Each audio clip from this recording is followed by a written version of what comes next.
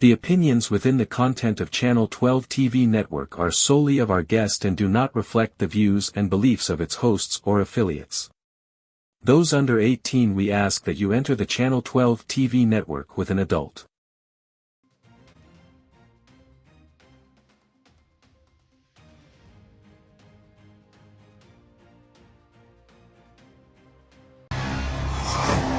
You are listening to the Sportcat Show. That's right, ladies and gentlemen, boys and girls, children of all ages. You have the one, the only Sportcat. I am here with you. Oh, good Friday, or I should say good Saturday to our friends in Australia, but it's Friday here and I'm ready for it. So how is everybody? My chat is lit. I encourage everyone to come over and check us out. Hello, Denise. Welcome. And hello, Chris. Welcome to the chat. And well, we missed you last night, Chris. So I'm glad you're back. So, all right. Well, let's see. So we had the Channel 12, I don't know, Channel 12 press. I don't know. We're adults here. So Denise says, I'm a child at heart. Can I still watch without an adult? Yes, you can, because I don't know why they let a child like me push buttons back here. So. All right. Well, let's see. I want everybody to come over and subscribe and join the chat. We are on the Paranormal, 3 words, guys, and we spell that with a Z because we're kind of weird. And we encourage everybody to subscribe, hit that thumbs up button, and well, just tune in because we're pretty good people over here, and I could use your help as we get monetized. So, all right. Well, let's kick off this show. We might even drop in and see what the Commander-in-Chief is talking about. It is currently 1:11, Friday, August 22nd on the East Coast. Hello to Los Angeles. Good morning, Denver. Good morning. And Chris in Chicago. Good afternoon. And Sydney down under. Good morning. It's 3:11 there. I hope you're going to have a great Saturday, Perth. Good morning to you. It is 1:11. So good morning to everybody. Good afternoon to everybody. I hope you're having a great day. And, well, I don't know if we can hear it. Oh, Trump was right. They're talking about tariffs. Is that what it is? I don't even know if I want to hear this. What's up, Chris, my friend? I don't know that I want to watch this, but I am kind of annoyed at him. If you were listening on Jurg's radio, our commander-in-chief is making some kind of announcement right now, and he's in the Oval Office. He's the commander-in-chief, and one of the military rules is you don't have a lid under cover. And he's wearing a hat. He's the commander-in-chief. Take off the damn hat. So you're the commander-in-chief. See, I will get on Trump when he needs it because he can't wear one there. So this must be something about the Kennedy Center. I don't know if I'm interested. So we're going to tune out. So, yeah. He annoys me with the hat. Take the hat off. All right, I'm done with him. So we'll find out what it was later. Well, I mean, the hat is annoying because he must have a person in the White House that makes them each and every one. Chris says, I find the hat annoying. It says so much in huge letters. It makes the hat the size of a skyscraper. Exactly. And it's not even a Texas 10-gallon hat? But you're the commander-in-chief. Take the damn hat off. So I'm not a hat person anyhow. I will occasionally wear one. I wore one when we were on duty, and you'd be out fighting a fire or something, and you'd just be all hot and sweaty, and you'd throw one on. But typically, I don't wear hats. So, but it's not the hat that annoys me. It's the fact that he's the commander-in-chief, and one of the military rules of regulation is you don't wear a lid under cover unless you're in wartime, and we're not in wartime. So, and I'm just a dumb paramedic with a GED. So what the hell do I know? All right. Well, speaking of dumb paramedic with just a GED, let's learn some history, because if we don't learn from it, we are doomed to repeat it. We're going to go all the way back to 1485. The Battle of Bosworth Field. Henry Tudor's Forces defeat English King Richard III during the last battle in the War of the Roses. Richard is killed, becoming the last English monarch to die in battle. Hello, KG. Welcome. And I hope, KG, since I know you're a veteran, that you heard me bitching about the hat. 1639, Madras, now Chanel, India, is founded by the British East India Company on a sliver of land bought from the local Nayak rulers. 1642, the English Civil War begins between the Royalists and the Parliamentarians. Now, we're going to have a civil war between the Republicans and the Democrats. Is that what's going to happen? 1775, King of Great Britain and Ireland, George III, proclaims the American colonies to be an open rebellion and orders his officials to suppress them. Well, how'd that work out for you? 1864, the first Geneva Convention. It adopted for the amelioration of the condition of the wounded armies in the field. It's signed by 12 nations. I'm assuming that's talking about the care of them. See, there you go. That's a big word. I don't know what the hell it means. So, today in film, BBC, 1932 begins experimental regular television broadcast. 1987. Oh, does this bring back memories? We were just in a group chat talking about the 80s is now oldies music. The 90s is classic rock. 1987, Madonna's single, Who's That Girl, hits number 1. It's now considered a golden oldie. 1851, the 100 Guinness Cup yacht race is held around the Isle of Wight, the first race of the oldest international sporting competition, now known as America's Cup. The U.S. schooner America beats the British cutter Aurora by 24 minutes, prompting spectator Queen Victoria to ask who was in second place. In the famous reply, Your Majesty, there is no second. Hey, if you're not first, you're last, right? So, Ricky Bobby, if you're not first, you're last. Rubbin's racing, boys. Oh, can you rub in boats? I don't know. We talked about the battle. We didn't talk about the 1791 Night of Fire. Set off the Haitian Revolution. In 1791, the Haitian War of Independence begins with the Night of Fire, with more than 100,000 enslaved men and women rising up against French control. They burned plantations and executed as many French people as they could find. Well, Tuis Levent Adam, I can't pronounce. He became the leader of the revolution, which succeeded in achieving Haitian independence in 1804. Well, we've got weapons now. Or no, we can't say weapons on Facebook. We've got boomsticks. 1922, Michael Collins, he is assassinated.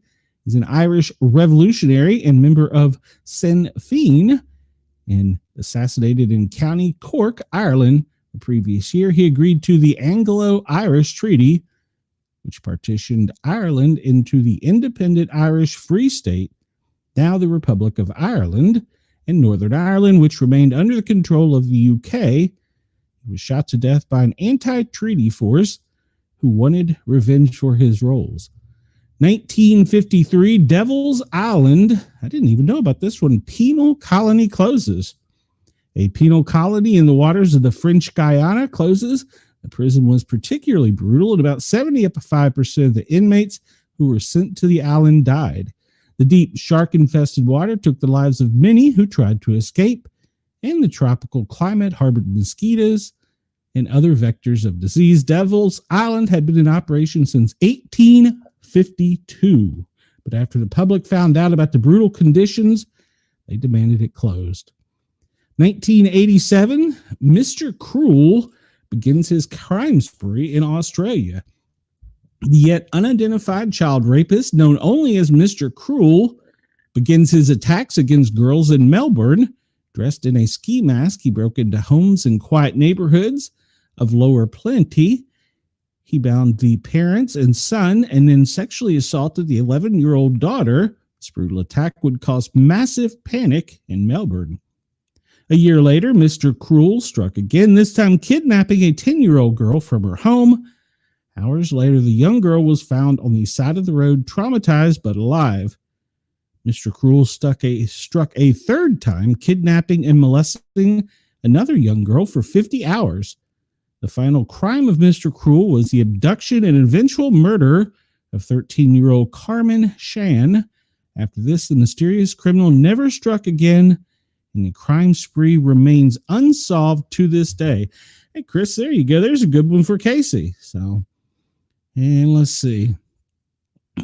Chris says the BBC is its own type of films in 2025. And KG says, here in Virginia, you can now get antique tags for any vehicle from Y2K. That is scary, isn't it? I just got rid of one of those vehicles to get a newer one.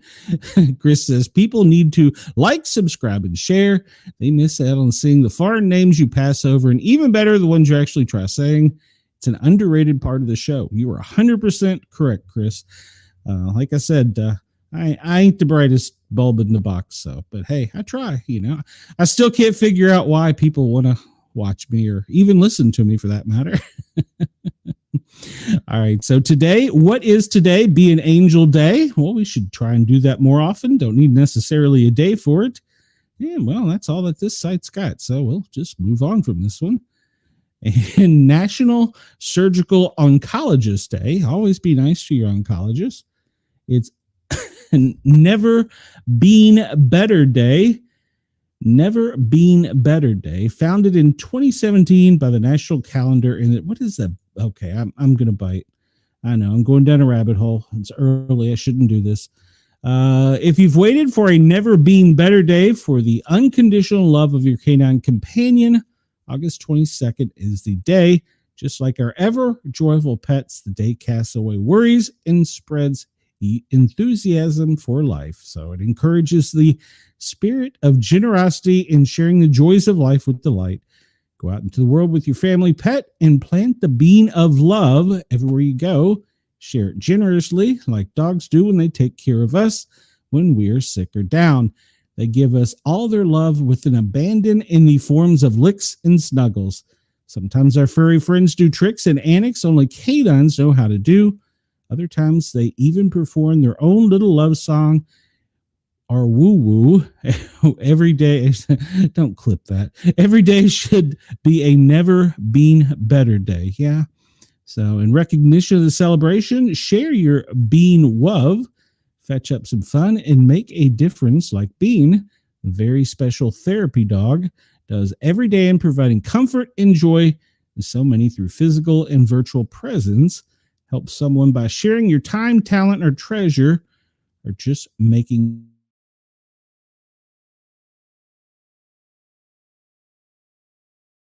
listening on the Yerg's radio earlier.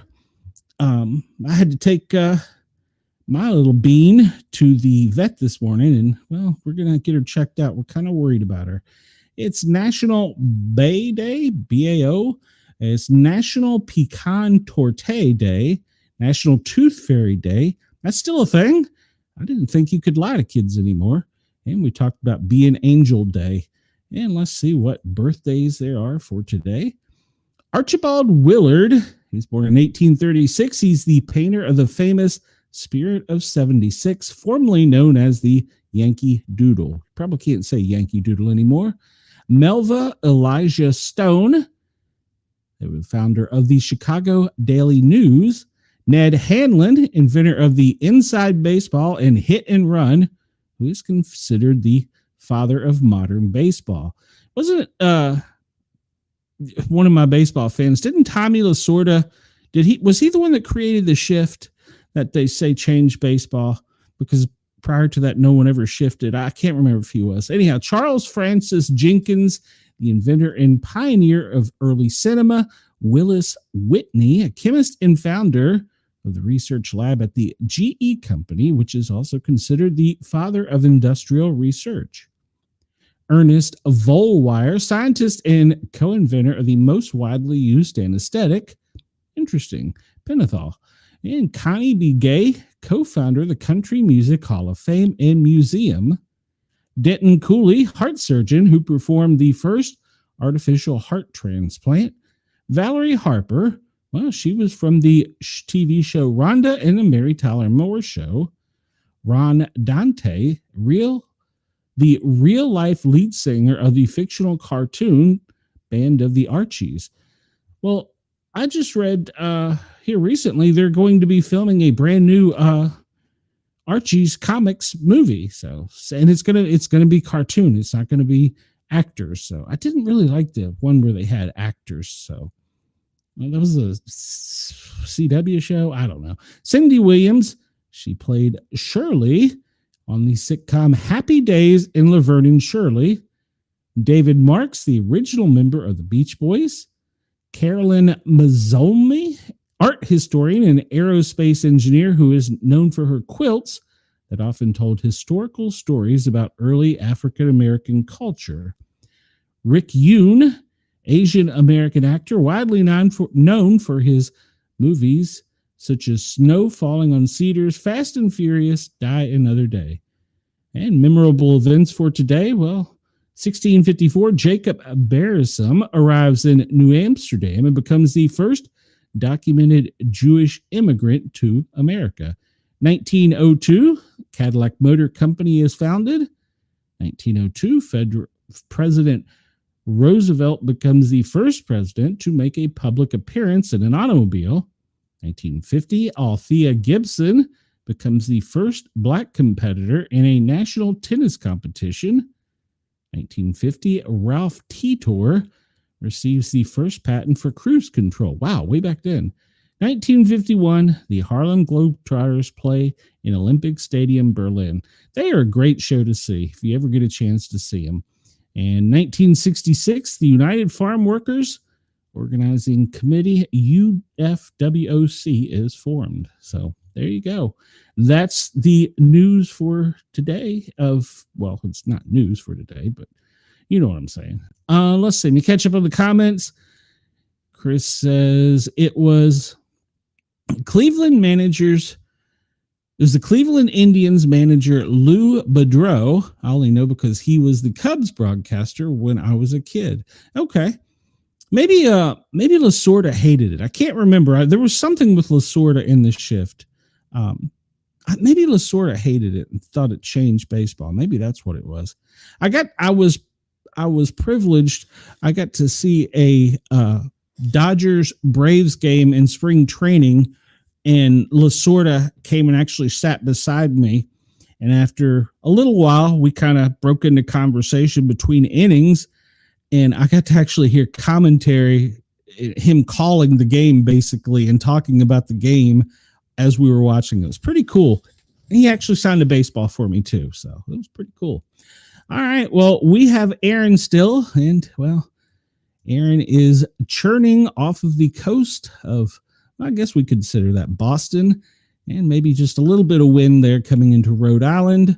She's going to go up and hit the corner of Halifax and maybe up in St. John's a little bit, but then she's going to go out to sea, and hopefully she won't make that turn and affect Ireland, but she's almost out of our hair. So I hope everybody made it through without incident. And as we look down the coast there, we can see all these flood warnings from Bridgeport all the way down through the Carolinas. So, through the Carolinas, through Georgia, all the way down the coast to Jacksonville. So it was that far. And we see a nice little storm cell off the coast there. Myrtle Beach is getting hammered. Florida, Central Florida, they're getting hammered right now by some pretty heavy storms. I don't know if this map has it. No, it doesn't. But there's 1, 2, 3 disturbances out here, and well, we're going to have to talk about them because they're going to cause us trouble. Otherwise, on the radar, it looks like there's a pretty significant storm up at the Indiana border with Canada and just above Indianapolis, and that's moving. That's got tails off to the west as far down as Vegas. So we'll keep an eye on that for the day. And let's move on. But there is your current location of Erin, and I think she is a 2 at this time. We'll have to look later. Well, let's see here. Maximum sustained winds of 80 knots, which I think is going to make her a 2. So, but she's soon to turn into, well, no, she's predicted to stay a hurricane right up till she gets up in the cold Atlantic Ocean. So keep our eyes open because there's another one coming. Actually, there's 3 of them coming, but hopefully only one of them is going to cause any problems. Well, I shouldn't say hopefully. Hopefully that's the only one out of the 3. All right, this comes to us from the Smoking Gun. An IHOP waitress is charged with groping a customer. Okay, August 22nd, an IHOP waitress sexually assaulted a female customer and rubbed the 51-year-old woman's breast, back, and arm after sitting next to her in a restaurant booth, according to the police who arrested the worker for battery. Investigators allege that Allie Mae Wright, she's 26, she's a server at the Florida IHOP, was waiting on a patron when she began to call the victim a, quote, sexy cunt and gave her a milkshake that was not ordered. Wright, cops charge, would return to the table and to continue to call her a sexy cunt. She then sat next to the victim and began to rub the victim on the back, arms, and the outside of her right breast. She was seen resting her head on the victim's shoulder, according to the arrest affidavit. The victim did not know the defendant and did not give her permission to touch her, cops reported, who added that the 8 p.m. incident was recorded by IHOP security cameras. Seen above there, Miss Wright was arrested for battery and booked in the county slammer for misdemeanor charges. She was released on a $250 bond after spending a night in custody, and a judge ordered the St. Petersburg resident to have no contact with the victim. The arrest affidavit indicates that the cop detected a, quote, indication of alcohol influence. With regard to Wright, it is unclear what her current employment status is in the St. Beach pancake area. Well, then. That's Chris. I love it, Chris. Here's a pickup line I have never used. Yeah. I don't know that that was you said either. Interesting choice. Apparently got her in jail. So apparently calling a customer where you're serving them that you're a sexy cunt is not allowed. All right, we'll move on because, well, it's Friday. Oh, all right, we're going to talk about this. If you're woke, just turn it off because you're not going to get up. You're going to get upset. The new Batman video game lets players wear a, quote, rainbow suit from the comics and people are pressed. Lego Batman Legacy of the Dark Knights let users equip Batman with a rainbow suit from the classic comics, and people are claiming the optional outfit from Bruce Wayne's canon is woke. The newly announced video game Lego Batman Legacy of the Dark Knight was revealed at Gamescom, and most prospective players are thrilled at returning to the block-field version of Gotham City, blockified version of Gotham City, Arkham Asylum, and more. Lego Batman will see players take control of the Caped Crusader and his allies, drawing on aspects from the Dark Knight's previous outings across films, video games, and comics. As confirmed in 31 minutes of gameplay posted by IGN, that's the author of this, or the publication here, players will have the option to have the world's greatest detective equipped with different looks, including, it turns out, a very fetching Batman rainbow suit. The suit is a stark departure from Batman's usual black, gray, blue color palette and was first featured in the Detective Comics number 241 in 1957. Written by Edmund Hamilton and drawn by Sheldon Moldoff, the comic sees Batman have a need to dress in different colored suits in order to distract criminals and the public from injuries sustained by his sidekick Robin that could be linked back to civilian alter ego Dick Grayson. And of course, despite the suit being fully canon for nearly 60 years, the concept of Batman wearing a rainbow suit in a universe where he fights mutated man crocodiles, sociopathic clown-themed serial killers, and more. It's just too much for some people. One user on X wrote, there was no need for Rainbow Batman. Another one comments, this is so woke. Another and third commented, gay Batman. I'm so glad Kevin Conroy didn't have to be around to see this. But to clarify once more, and as pointed out by several other X users, the Batman rainbow suit is from a comic dating nearly 60 years ago and has made multiple appearances since.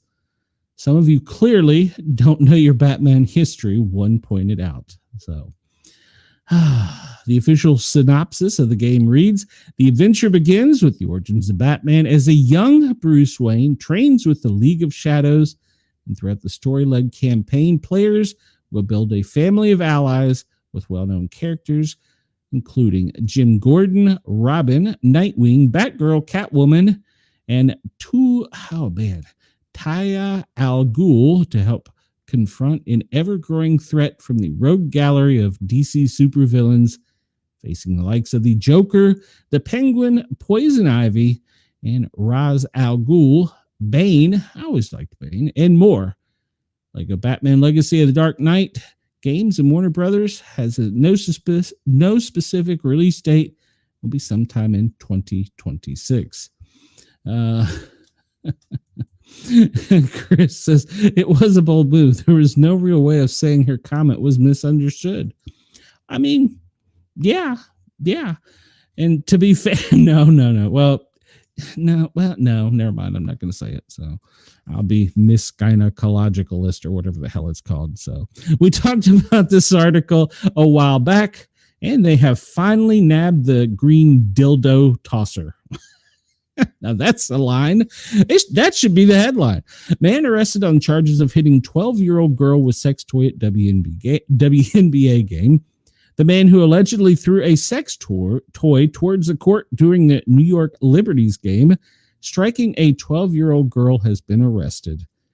New York police arrested Charles Burgess. He's 32 of Dayton, Ohio on Wednesday. He was charged with 2 counts of assault in connection with the incident.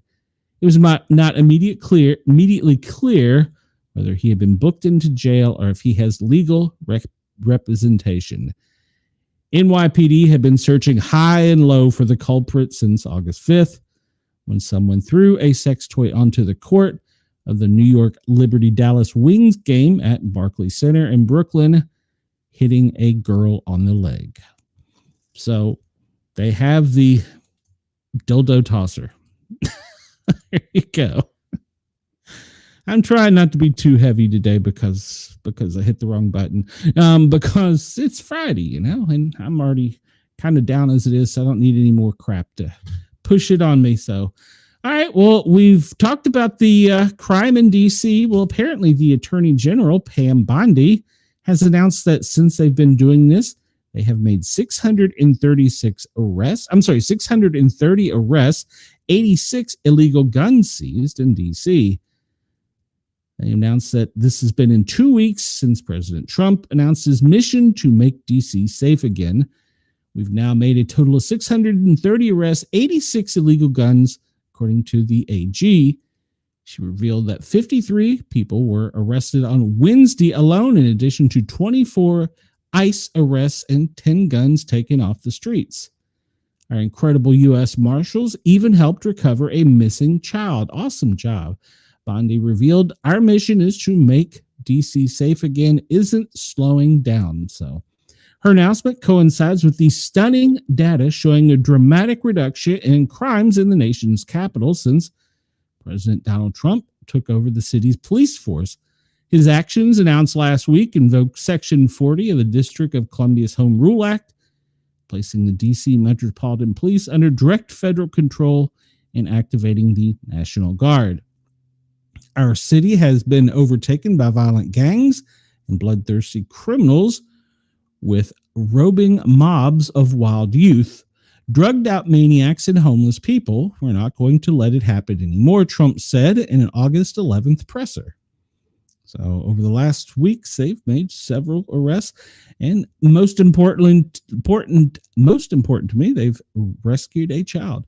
And I'm not sure that this statistic is actually correct, but it was run by the AP. So there's been 0 murders in DC during the past week. I'm pretty sure the first night or two, they did have a murder, but they were at 100. Last I looked, they were like 105, 106 murders for the year. So seeing it stop has been good. Let's see. Tampon Tim's daughter says Trump crawling in the National Guard to crack down on crime in D.C. is bitch, baby, wussy, scaredy cat behavior because he wants to lock up people that aren't rich and white and men. Okay. Okay. Well, I mean, I guess that's her opinion. Let's see. I mean, if she feels so good about it, go walk the streets of DC at night. You know, I mean, if you feel so good about it, go walk the streets. One of my friends who is actually a reporter up there, I won't name his name, but he pointed out something to me. You know, we've showed video of the people protesting, and we've commented that a lot of them appear to be paid protesters. Well, he pointed something out to me that I didn't really notice, and I started paying attention. He said, if you look at the census, or you just go to Wikipedia and look at the information about DC, and you can see what the percentage of white versus black is, and it's a predominantly black community in the Washington capital. Well, what is interesting that he brought up to me is you don't see any black people in the protest yelling and throwing things at the police officers. Why is that? He says that a lot of them that have been arrested, now I don't have this data, but this is what he is saying, are not even from Washington, D.C. KG, you might have some insight on that, but that's crazy. Why they don't even, and so, yeah, it got me looking at the protesters. I thought they were nuts to start with, but then when I started looking, I'm like, they don't even live there. Where were they when all the crimes were being committed? So President Trump addressed a crowd. This comes to us from CBS News. President Trump addressed a crowd of federal law enforcement officers in Washington, D.C. Thursday amid an anti-crime initiative that has swamped the Capitol with police and guard. The president visited the U.S. Park facility in Southeast D.C., where he thanked federal agents and handed out hamburgers that he said were prepared at the White House and pizza from a local restaurant. You're incredible people. You make the country run, frankly, Mr. Trump said. In brief remarks, Mr. Trump told the crowds that the capital city will be maxed out in terms of beauty in the next 6 to 12 months. Listing out plans to clean graffiti, repair park grass, fix roads, medians, several other administration officials also addressed the officers, including the AG and the Interior Secretary. Some 2,000 guard personnel from D.C. and several GOP leaders are in the Capitol, along with a surge of officers from agencies like the FBI, DEA, U.S. Marshals. We've talked about them all. Mr. Trump has asserted federal control, drawing pushback from local politicians who argue the move is a threat to the city's autonomy. Last week, the Justice Department backed down from an attempt to name an emergency local police chief following a lawsuit from D.C. officials. Hours later, Trump said he would go out in D.C. to patrol the city alongside law enforcement and the guard. The president made the announcement as MPD department tells CBS no new homicides have been reported in the district in over a week. I'm going to be going out tonight. I'm going to keep it a secret, the president joked to radio host Todd Starnes. I'm going to be out tonight, I think, with police and the military, of course, so we're going to do a job. The National Guard is great. They've done a fantastic job. The president's visit came a day after Vice President Vance and Defense Secretary of Defense Pete Hegseth and White House Deputy Chief of Staff Stephen Miller visited National Guard members posted at Union Station. Since the Trump administration began its initiative, they've made 630 arrests and 86 illegal guns have been seized.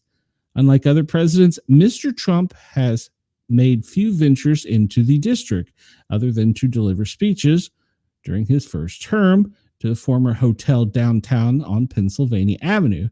Past presidents have occasionally dined in D.C. Mr. Trump has insisted that people he knows feel safer in the city than they have before. People that I haven't gone out to dinner in Washington, D.C. in 2 years are now going out to dinner, Mr. Trump claimed this week. Local officials say the initiative is unnecessary. Mr. Trump claims about the safety of D.C. is overblown. According to local police data, violent crime in D.C. has been declining over the last year and a half, spiking in 2023. As of August 11th, robberies in this year were down 28%. Overall violent crime is down 26%. Last year, violent crime in the capital city hit its lowest level in 30 years. I don't see a homicide. They don't say how many homicides they've had over the past few years. So, but we know, as President Trump states, those are phony numbers until they get the verification, and that is according to the police union itself. So, don't take my news or my advice. Don't listen to me. I'm just a guy on here that likes to talk. So don't take my word for it. Go do your own research. So this is something that I found kind of interesting. This comes from a really odd source, the Sustainability Times, green news on tech, business, and environment. I did not know we were even doing this. Shocking orbit takeover. Space Force races to, quote, complete the first space aircraft carrier as China panics over sky domination. The U.S. is advancing its strategic capabilities in space with the groundbreaking development of an orbital aircraft carrier by Gravitics. I don't know. It's a company that does shit. Making a significant shift in satellite deployment and national defense strategies amid escalating global tensions. In a nutshell, the U.S. is enhancing its space strategy with an innovative orbital aircraft carrier, which is developed by Gravitics. The platform allows for direct satellite launch from space, improving agility and response time. The carrier provides a protective environment for satellites, shielding them from harsh space conditions. The public-private partnerships are crucial for tech advancements in the space industry, and the United States is making significant strides in space technology with the development of the aircraft carrier. Forward-thinking aerospace startup, this ambitious project, commissioned by the U.S. Space Force, represents a pivotal step in strengthening the country's strategic presence in space. As global tensions rise and the possibility of space arms race becomes more pronounced, the U.S. is keen to establish and maintain its dominance in this emerging frontier. The collaboration between public and private sectors underscores the importance of innovation in national defense and highlights the evolving role of tech in securing the nation's interests in space. They were awarded the contract for a substantial $60 million to develop an orbital aircraft carrier, a cutting-edge platform intended to revolutionize satellite deployment. Unlike traditional rocket launches, this carrier will allow for the direct launch of satellites from orbit, significantly enhancing the military's agility and response time to emerging threats. The strategic concept is to have a ready-to-use platform in space that can deploy satellites as needed, addressing both current and future security challenges. The initiative reflects the growing interest in bolstering the U.S. military's orbital capabilities amid concerns over an impending space arms race. By establishing a pre-positioned platform in space, the United States aims to solidify its leadership in space tech. The orbital aircraft carrier not only represents a significant leap forward in space operations, but also serves as a testament to the innovative strategies being employed to maintain national security. So apparently we did a thing. So I didn't even know this was a thing, but this looks like something straight out of a Marvel comic. So it's going to be a new space era. And I'm kind of curious, since they're saying that it's nearing completion, does that mean that they've already started this project in space? Do we have a space admiral up there? I don't know. All right, so we talked yesterday about the UT Chattanooga shooting. Well, they're looking for the fake active shooter threat. The report of the active shooter Thursday at the University of Tennessee, Chattanooga turned out to be fake, authorities said, after lockdowns were lifted for campus governmental buildings and downtown businesses. Students were evacuated from classrooms and buildings during the first week of the semester as law enforcement swept the campus in response to a call for a shooter. The university gave the all clear and lifted its lockdown at 1:51 p.m., saying law enforcement found no evidence of a threat. Students at the time were starting to walk back into buildings. Authorities are investigating the fraudulent call in a joint effort with the campus and Chattanooga Police, the Hamilton County Sheriff's Office, and the Federal Bureau of Investigations.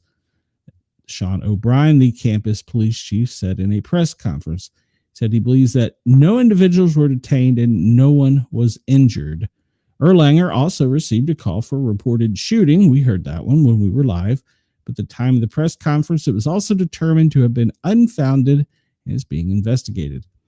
Even though other similar hoax calls were made in past years, like at the Chattanooga State Community College last year, Chambers said the Chattanooga Police Department's initial response will always be the same. We can never assume that something is fake, he said.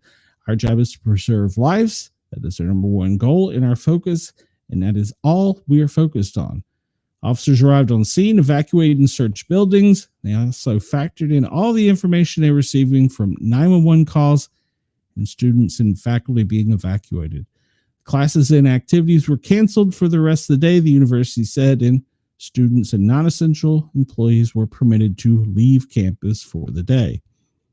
So, and what happened? Well, the first message warning a potential active shooter came at 12:42 at the University Center, according to the Hamilton County Alert System. Attention, it said, UTC is in a current lockdown. Please avoid campus until further notice. On the Hamilton County Public Scanner, law enforcement said it had cleared Fletcher Hall and the new library in the university. The police said on social media that was working with campus PD to confirm shots fired. The shots fired call that was reported at the time. They had no victims. And then going through the timeline, they cleared the building and released them. I was looking to see if there was any information about the caller. And no, there's not. The other one that happened yesterday, Chris says, firing all that crazy shit out into space randomly is applauded, but my plastic bag from Target is ruining the planet and jeopardizing humanity. Agreed. This comes to us from the Philadelphia Inquirer, because yesterday there was an active shooter report at Villanova, and according to the university president, it was a cruel hoax. The president of Villanova University said Thursday evening that the report of an active shooter on campus was a cruel hoax and no one was injured. In a statement to the Villanova community, the Reverend Peter M. Donahue, the university's president, said the report caused panic and terror as students and staff were celebrating orientation mass. Mercifully, no one was injured, and we now know it was a cruel hoax. There was no active shooter, no injuries, no evidence of firearms present on campus, he said in a statement. Before that, police searched building by building, floor by floor, looking for a shooter or victims. There was initial report via police radio conversation among responding officers that there was a, quote, gunshot victims, but police later said they had no reported victims. Nonetheless, they continued to urge caution. If you were sheltering in place, stay in place until an officer guides you not out. Early, the university reported the police search on campus was ongoing and people on campus should move to a secure location, lock and barricade doors. The university later explained that around 4:30, the Department of Public Safety received an anonymous report of an active shooter at the Weiger School of Law. Police conducted a thorough search of the building in the area and confirmed that the incident was a hoax. The initial report of an active shooter drew swift responses from the highest political offices in Pennsylvania. Diane and I are praying for the safety of the students, faculty, law enforcement, everyone on campus, said U.S. Senator Dave McCormick on social media.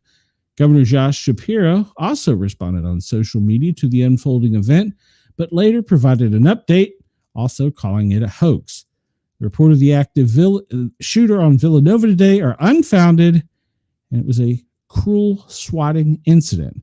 When someone calls in a fake threat to induce panic, he said.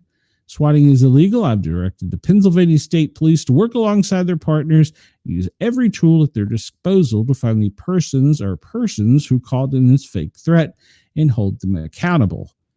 I know it was every parent's nightmare and every student's biggest fear.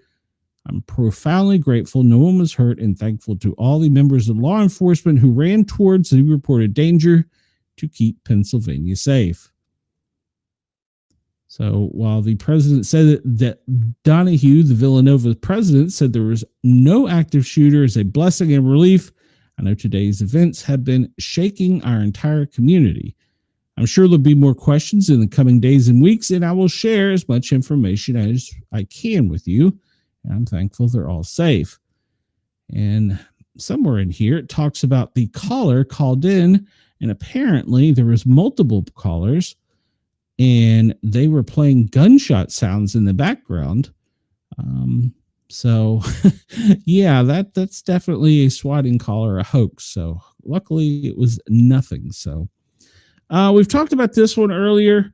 And this is the U.S. is pausing issuance of worker visas for truckers to address illegal alien CDL crisis for killing Americans. The U.S. Secretary of State Marco Rubio is taking decisive action to address the non-domiciled commercial driver's license crisis, which has transformed American highways into both a public safety nightmare and a national security threat. Countless Americans have lost their lives this year at the hands of non-English speaking migrants, illegal aliens operating 80,000-pound rigs, yet they should not have ever been on the road, but were allowed to because rogue sanctuary states handed out CDLs like candy under the Biden-Harris regime. Tens of thousands of these immigrants flooded into the trucking industry, many unable to read roadsides in English.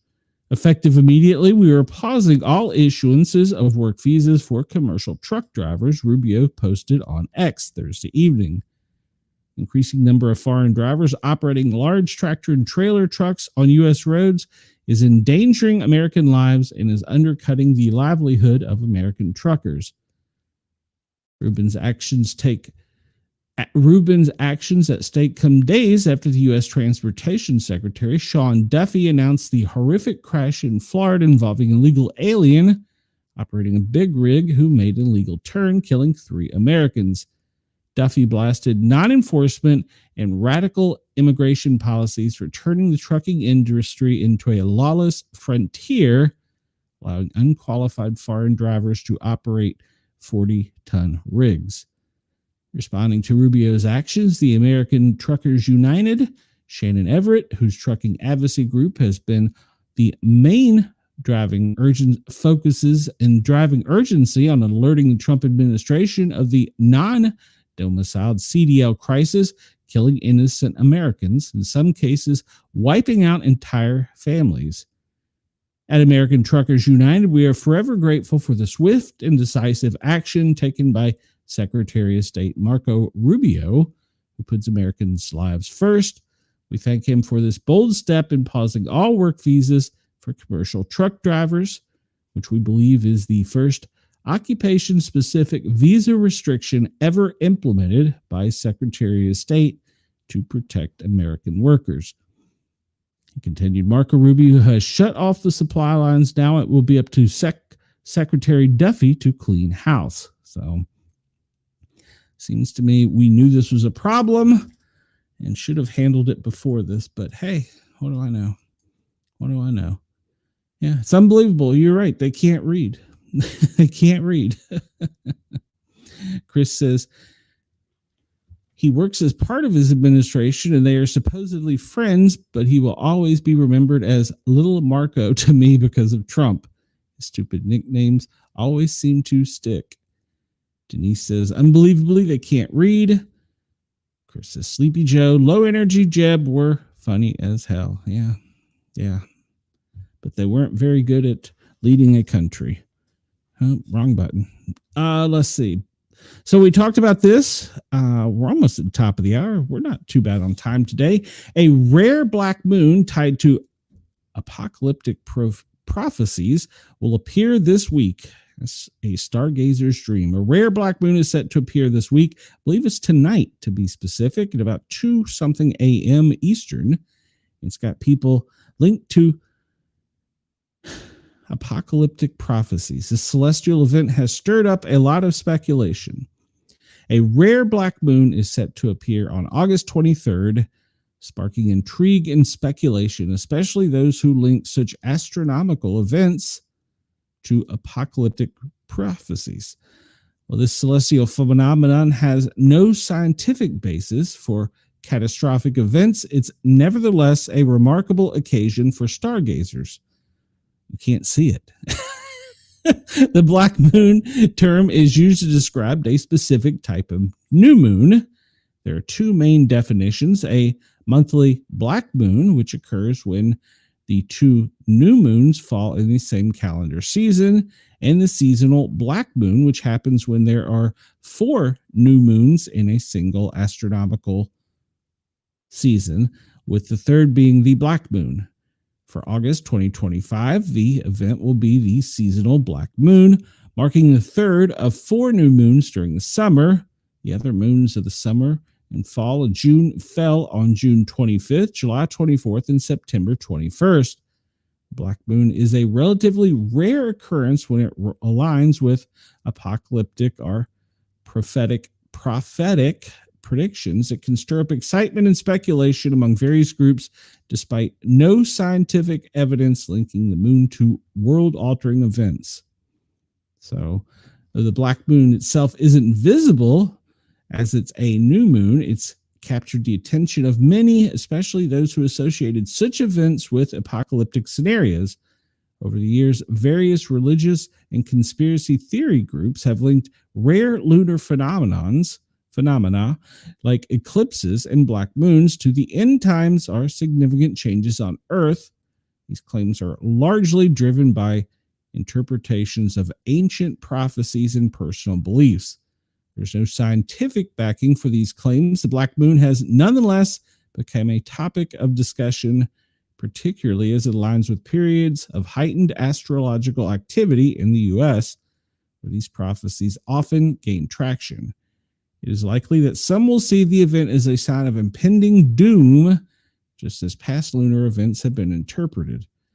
Well, the black moon will reach its peak at 6:06 UTC time, and it's right now it is now 18:02. That means we missed it, right? On August 23rd. However, the best time to observe it will be on the night of August 22nd and 23rd, when the absence will result in the darkest possible skies for stargazing. For those in the U.S., particularly in regions like California, Colorado, and Utah, the event offers an excellent opportunity to observe the night sky with minimal interference from that pesky moon. While the black moon won't be visible, the darkened skies provide the perfect backdrop for stargazing, allowing observers to see distant stars, galaxy, and even the Perseid meteor shower, which is active at this time. So there you go. It's the end of the world. So, but it says it's going to happen at 6:06. So let's convert that to military time. 18:06. So it's occurring in 3 minutes because it's now 18:03 on 8:20. Oh no, I'm sorry. It'll be on the 23rd. So it's going to occur in 24 hours from right now. There you go. You have it. You heard it here first.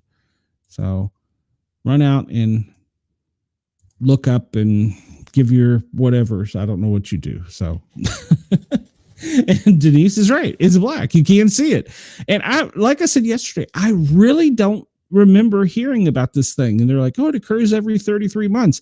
But the math didn't even add up from the stats they gave. And I'm like, I've never heard of this. Am I wrong?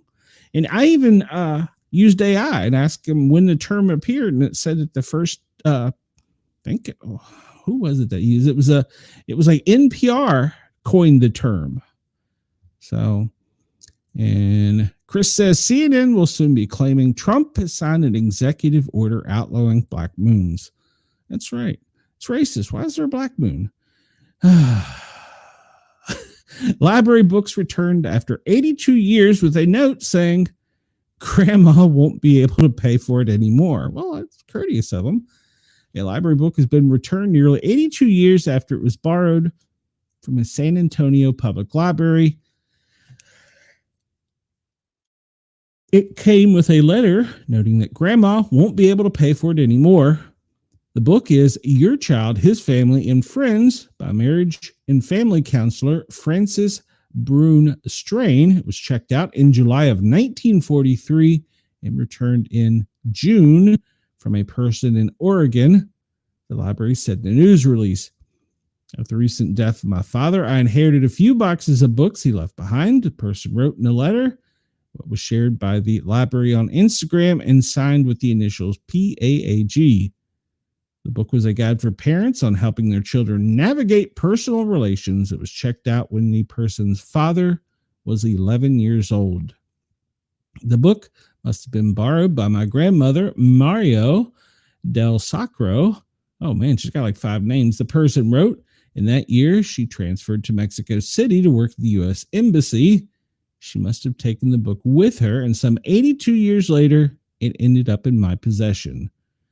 The book had received write-ups in various newspapers at the time. The Cincinnati Enquirer described it in June of 43, a complete guide for the personal relationships of the child with his family and the outside world. New York Times noted a month later that Strain was a psychologist and a mother of 2 who was best known for her wise, sensitive, but unsentimental presentation of sex ed. The person who returned the book wrote in a letter, I hope there is no late fee because grandma won't be able to pay for it.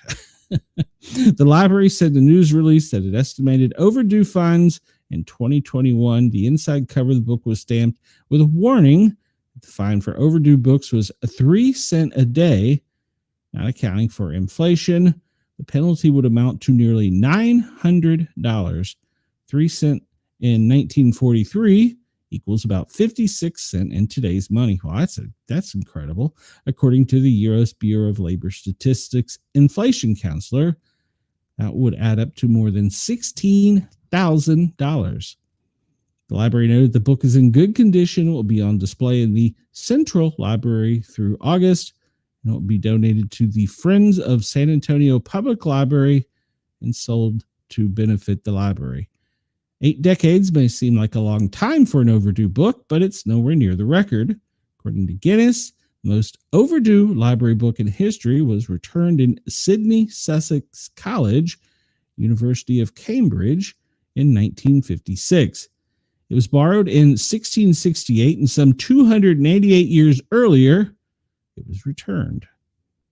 No fine was extracted. All right. There you go. So make sure to return your books. It's funny, when we were moving, I found some that the kids had checked out from elementary school in Virginia back in, the 80s? So, we're just going to sit on that. Let's see. So, let's break into what we normally do. Chris says 16K would be more, 16K would do more for the library than selling that book. Exactly. Makes you wonder, though, what the book's worth is, because some of those older books are worth quite a bit of money. So maybe. All right. So this is what we normally do. It's top of the hour. It's 2:08 local, and good morning to you in Australia. It's overnight hours, 4:00 in Sydney, and it's, I think, 2:00 in Perth. So good morning to you. We are doing the FEMA National Watch, the daily operations briefing. This was created this morning at 8:30 a.m. Eastern Time and presented to the Commander-in-Chief.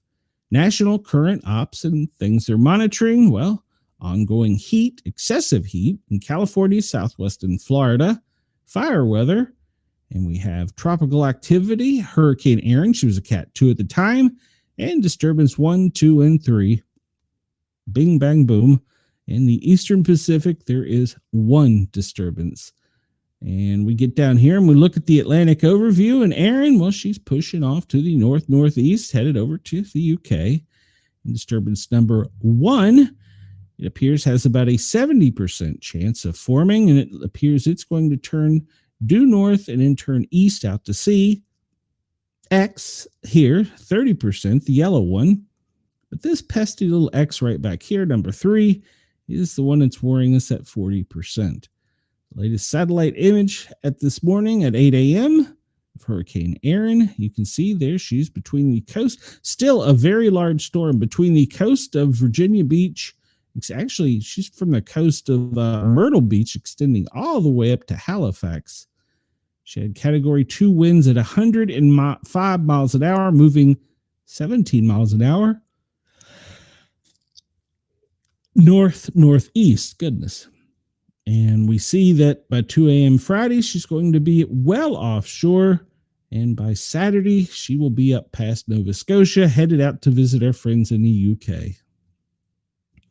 Peak storm surge. Now, I don't know that I buy this because I saw that they had 45-foot waves out in the middle of the ocean with buoys.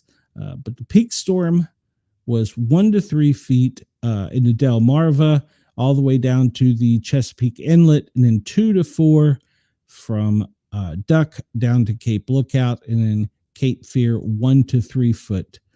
So that was storm surge.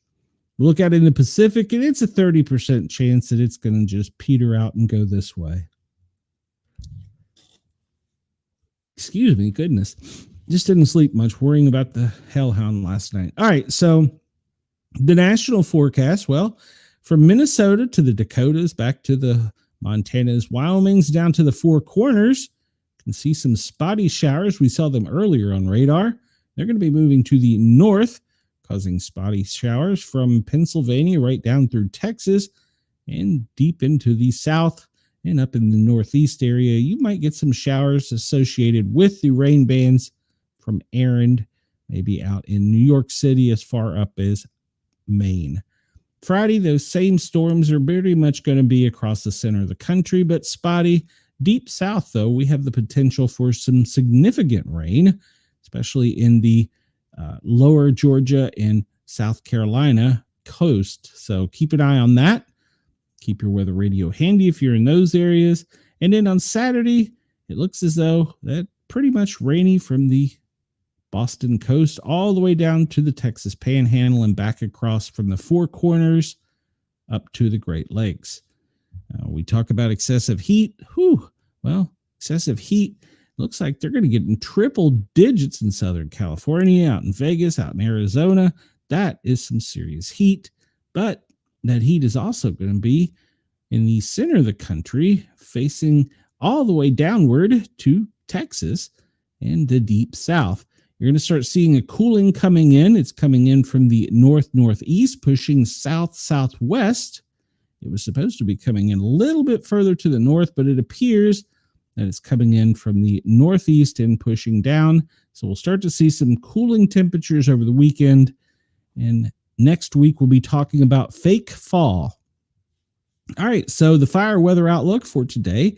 Well, if you're in Idaho, all the way down to Arizona, New Mexico, Colorado, the whole four corners down there, you can anticipate some heavy fire weather for today. And so please do not have an open flame or outdoor campfire if you are camping. So tomorrow, pretty much it's going to be Northern California, Arizona, and a border of the Four Corners area. In the hazardous outlook for today through the 27th, we can see the high heat on the West Coast. That's going to continue. We're not going to get a breakout on the West Coast.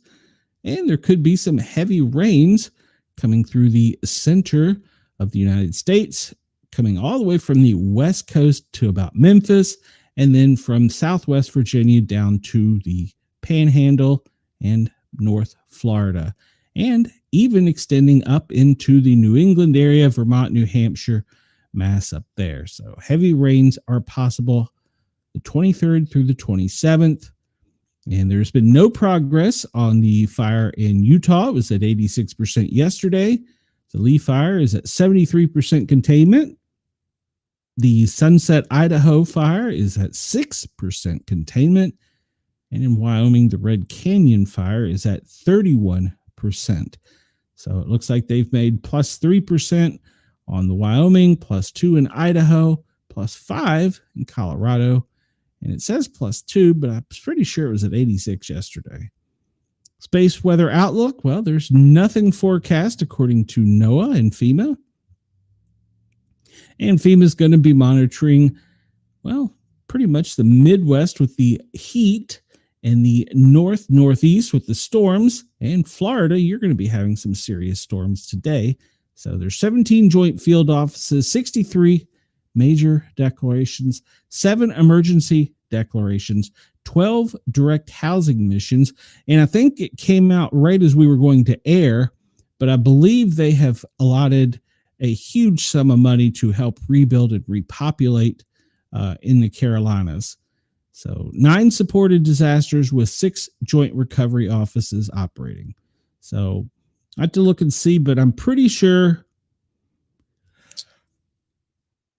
they were given an extreme amount of money to help out, and they needed it. It's been overdue. So the Leech Lake Band of Ojibwe is declared a major emergency from severe storms and straight line winds. And that's from the tropical. That's from the storms in the tribal lands in Minnesota. So that's the only new request. And let's see, these are in progress. So let's move onward. Let's see what the commander-in-chief's schedule is for the next day or so. And from last night even, did I hit the right button? Here we go.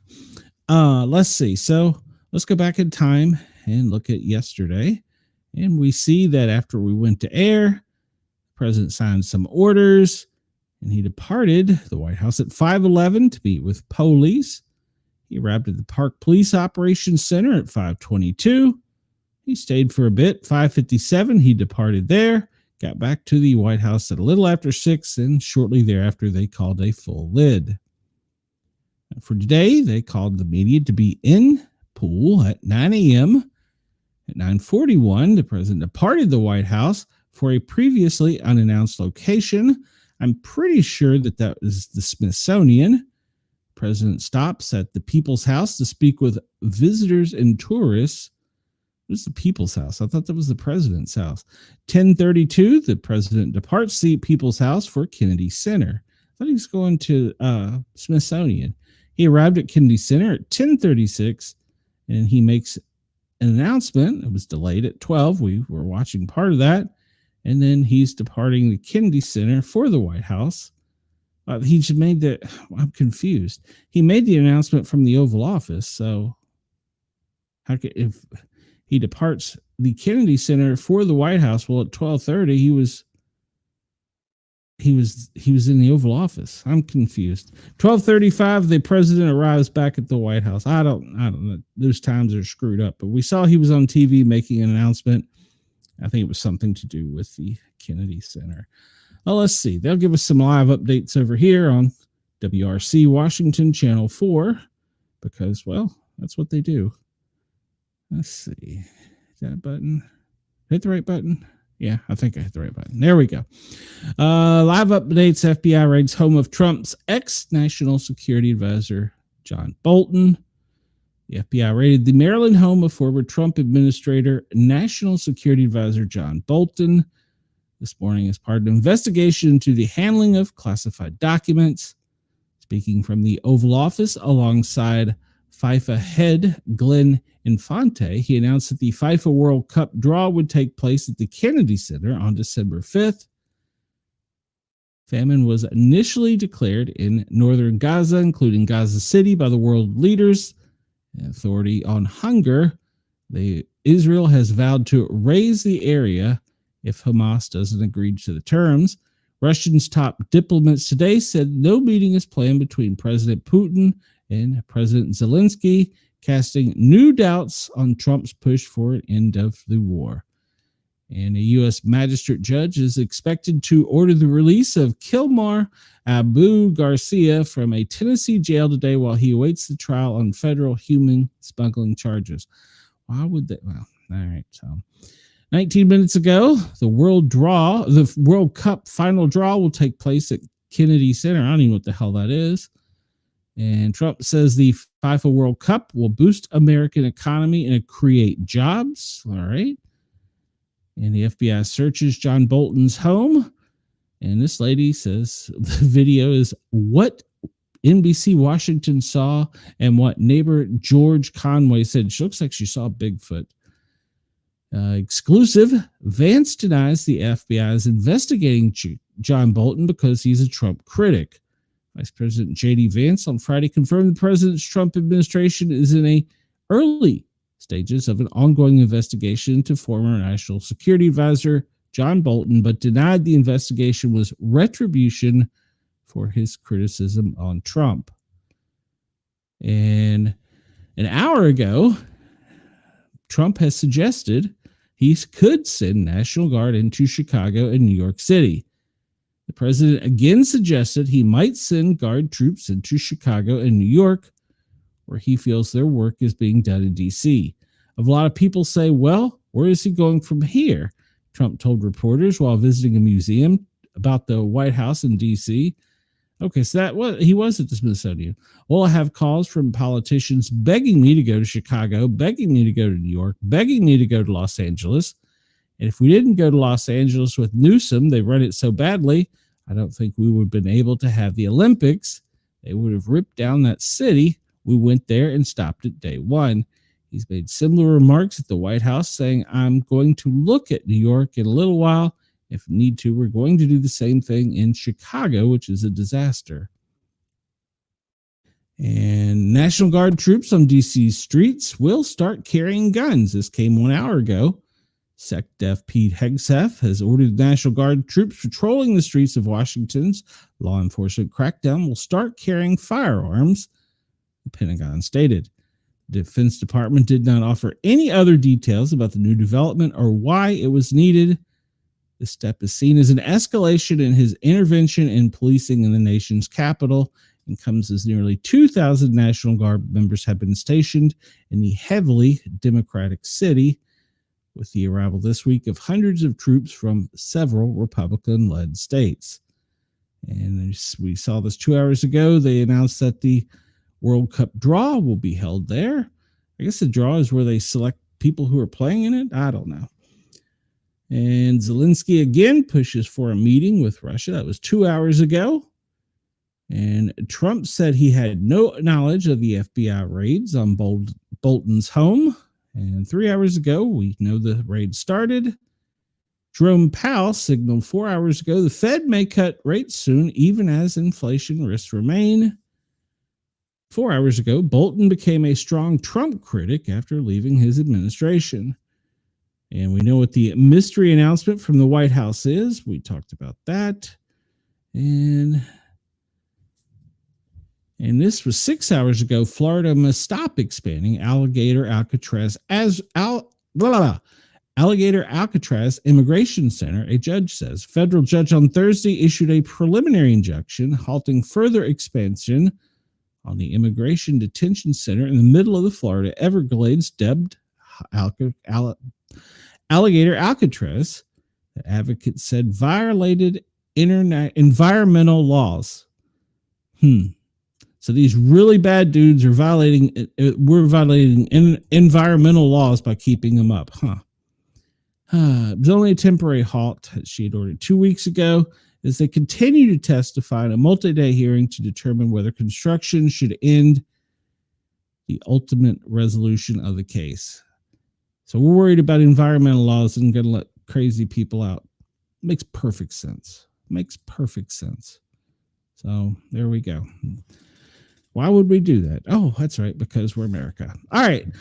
The forecast, weather map, we looked at this. Pretty much no change. This is for today, and we see that pretty much from the Great Lakes all the way back down through the Four Corners in Arizona, spotty showers, and then from the Texas Panhandle around the Gulf to Florida, up through Appalachia, and then up again in Maine. Chris states the draw basically groups the eligible teams randomly into what are essentially divisions that effectively play a major role in what teams you have to play and in what order. Do they play best of so many, or I really don't know. I don't really know much about soccer. So let's see here. And tomorrow we look pretty much the same from Maine down through the Panhandle, spotty showers, and back in the Midwest to deep Southern California, some spotty showers. And then we expect pretty much the same for Sunday. And let's move on to today's chance of tornadic activity appears to be near zero, but high winds as those storms sweep across the United States from the Great Lakes down through Southern California. You can see some high winds. Chances of that are about 2 to 3%. And there could be a little bit of hail in those storms as they form. So let's continue. I know KG, well, see, KG is my expert on Australian soccer. Australian football. Please don't at me. I'm tired. Give an old man a break. All right. So let's look at the 7-day graphical here. Let's take a look at this one if it'll let us. They're saying it's about a 40% chance of forming a cyclone the next 40 days. And showers and thunderstorms are associated with this tropical wave located about midway between Africa and Windward Islands. It is still disorganized while there's some chance that a short-lived tropical depression could form in the next day or so. It's expected to move through a less conducive environment. We've talked about that before, and it could the wave could reach a slightly more favorable environment late this weekend into early next week as it approaches the Windward Island. Formation chances for the next 48 hours are fairly low, but for the next 7 days, it's got about a 40% chance. And disturbance 1, well, it's about a 90% chance it's going to form, but it appears that it's going to continue on that northeast and be out to sea and not affect anyone. So that is good news. Let's go up here and look at some imagery and see if we get any good peeks of anything. And where did we see this yesterday? It was right here. And we can see Erin up there off of the New England coast. Ooh, you really see her up there off the England coast, spinning out to sea. So good news.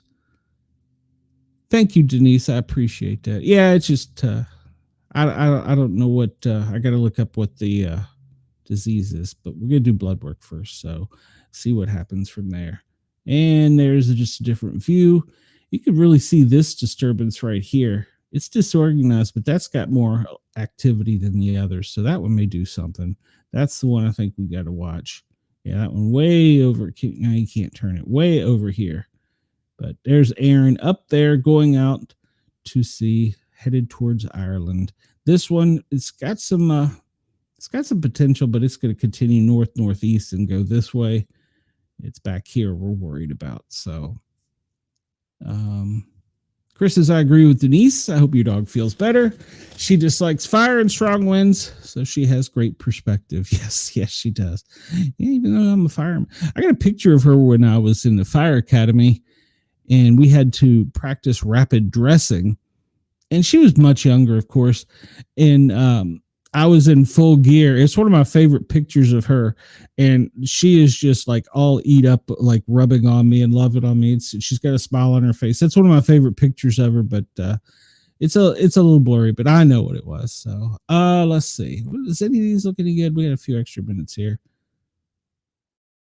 Yeah, this is lower down, but you can see that one right there on the African coast. And then this one, do they have, where is, I like playing with some of these just for giggles, just to look at some of the images, because it's incredible what we can do from the satellites. So, all right, well, let's move on. I'm going to bore you guys and gals. So we looked at this one. It just updated, and there you go. There's Erin up there. And then we have tropical disturbance 1, 2, and 3. So keep an eye on those over the next 48 hours. And let's take a look at radar around the world. We talked about the storms up here from Minneapolis back down through Denver and Salt Lake City and Las Vegas. We talked about the ones in central Florida, and they're pretty much all the way from the Gulf to the Atlantic. And we see this pretty strong cell right there along the Carolina coast. We can't forget about our friends down in New Orleans, back to Houston. Denise, up where you are, it's pretty clear. It doesn't look like anything up there. Let's go drop down to our friends in Australia and see what we have down there. And it looks like, well, maybe just a little bit of rain on the west coast. A little bit of that's a stronger cell moving in from, I'm going to butcher this one. I know I am before I do it. Canaveral? I swear I pronounce that wrong every day. Please don't at me. Please don't at me. Canberra, there's a little rain off the shore of there, and it looks like it's going to stay offshore. We'll check the forecast here in a bit, and I will still pronounce the names wrong. So I apologize to our Australian listeners. I have a hard time with the English language, much less others. So like I've said many times, I sometimes wonder why people like to listen to me or watch me. All right, so we have some flood warnings in North Carolina and Virginia, as well as Maryland, all along the coastline, and some hazardous statements for the Maryland and Virginia beaches. In North Carolina, you still have that high surf, and there's beach hazards in both the North Carolina and Virginia beach regions. And Florida, well, you have that flood advisory, and that's pretty much stretching across central Florida. That's probably from that special weather statement from that storm we just saw up in Michigan. And there we go. We have the test message from Montgomery County, Maryland. Still don't know why. Flood advisories in South Carolina. And we see severe thunderstorms. We talked about them in Florida. That's in Broward to Palm Beach. That's further south. Many multiple craft advisories along the waters along the eastern seaboard, as well as the Great Lakes. And let's see. Basically, the coastal advisories are from Georgia up through Maine, and then you can anticipate some type of beach advisory. Oregon, you have an air quality alert. I saw that earlier. The Oregon Department of Environmental Quality and Life in the late. Hold on, I gotta start this one over. The Oregon Department of Environmental Quality and the Lane Regional Air Protection Agency has issued an air quality advisement from 10 a.m. Saturday to 8 p.m. Monday Eastern. The that's local time. Air quality advisory says the ozone is too high. They get high levels of ozone, so it's going to cause unhealthy conditions, including burning eyes, running noses, aggravated heart and lung disease, and other serious problems. So this is going to be from 10 a.m. Saturday local time until 8 p.m. Monday local time. Interesting that they know the ozone level is going to be higher during those times. I'm not a meteorologist, so I don't know how they know that. So Denise says, we love this show. I applaud you for talking to us for 2 hours. Well, thank you, Denise. Some days I do. I just bang my head on the desk when I'm done going, what the hell am I doing? That's pretty much all of the advisories, because we know anywhere along the waterway, there's either high surf, beach, or flood advisories of some type. Even up in the Great Lakes, due to the winds and storms up there, there's some kind of marine warning. So I'm just scrolling through here to make sure we don't see anything extreme. Oh, well, there are the heat advisories. False fall is coming soon. So we'll be talking about that next week. False fall. It's going to be cold up there in the Northeast. Well, cold by their standards. So, all right, we are trolling through here, and Oh, heat advisories for the West Coast. Yep. I just want to make sure I don't miss any warnings, especially for like missing kids or anything, because I think those are important. Now that I know they're putting them over here, I'm going to try and start reading them as we find them. I know in Detroit, I don't have the information, but they were looking for a person that was involved in an active shooting in the hospital in Detroit. It was apparently domestic that left one female dead, and there's a manhunt for another person. All right, this is the weather map with all the different things on it. We start down here at our friends in Florida. Oh, Key West, you've got a thunderstorm day today. Back up into Miami, some thunderstorms. That weather statement's probably from the high surf and the storms.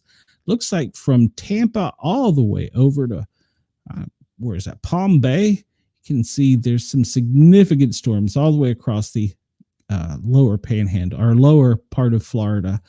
And in the panhandle, there's spotty showers from Mobile all the way over to Tallahassee. It looks like Pensacola, Escambia County are getting a pretty good little cell now.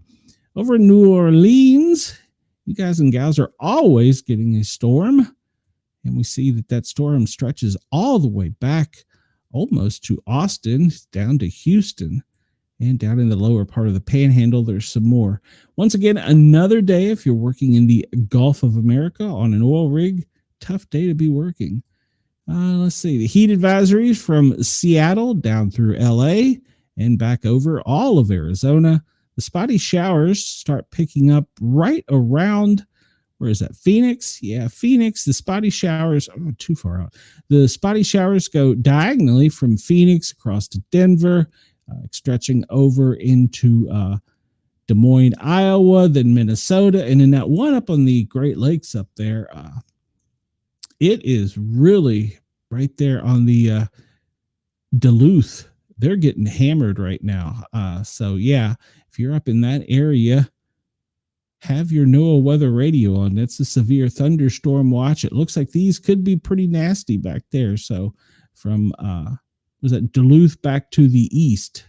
So it's probably traveling to the northeast. Let's hop over here, see if there's anything over here. We talked about the flood and all the warnings going up the beach. And it looks like everybody else is clear except for maybe a little bit of wind and the Rhode Island coast there. Maybe just a little bit. And of course, we have the rip currents. So we see she is safely off to northeast of Halifax, and she's going northeast. So Erin is moving on out, and we are glad. And let's see, does this give us anything here? And we see, well, the storms we saw there off the coast of Sydney, the Gold Coast, up to Brisbane, and a small little cell there in Queensland to the west of, what is that, Rockhampton.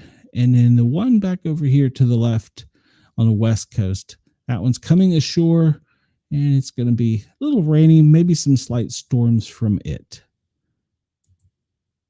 Let's look at the electrical activity on some of these storms. You can go to lightningmap.org and check this out if you like.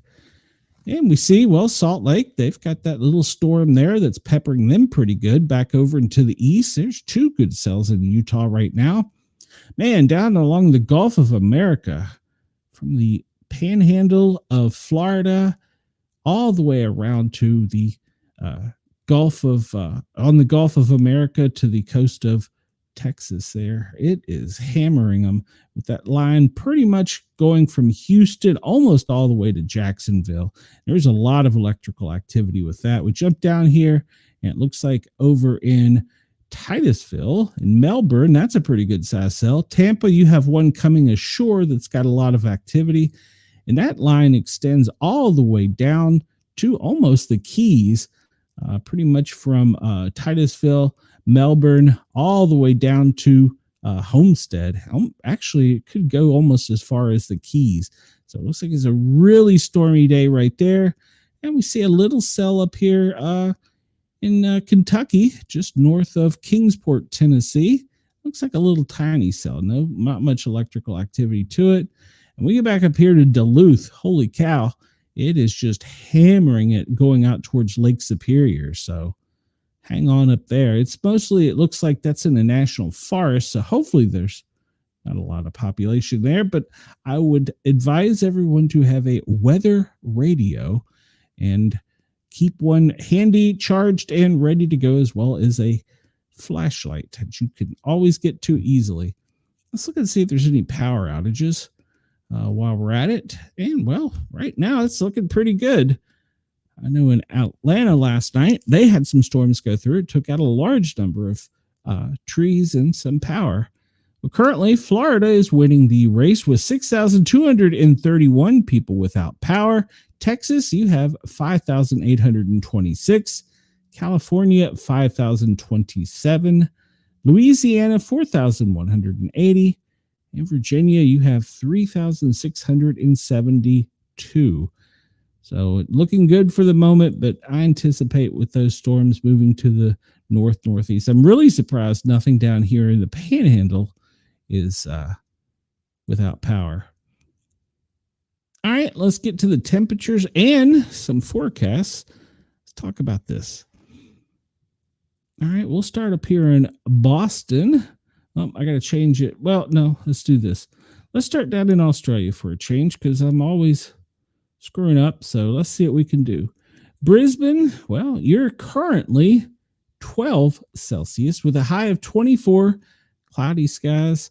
Sydney, well, you're going to get to 19 with cloudy skies. Melbourne, well, you are going to only get to 14 with cloudy skies. Adelaide, you're right now at 9 Celsius, but 15 is going to be your high. And back over to Perth, well, we look at Perth and we see high of 20 Celsius. Port Hedland, it's going to be cloudy with a high of 26. And let's see, Broome, you're currently around 18. And it looks like you're going to make it up to 25 today with sunny skies. Darwin, sunny skies, 34 Celsius. And you're right now sitting at about 24. So, all right, let's switch this back to Celsius because I can't do this in my head.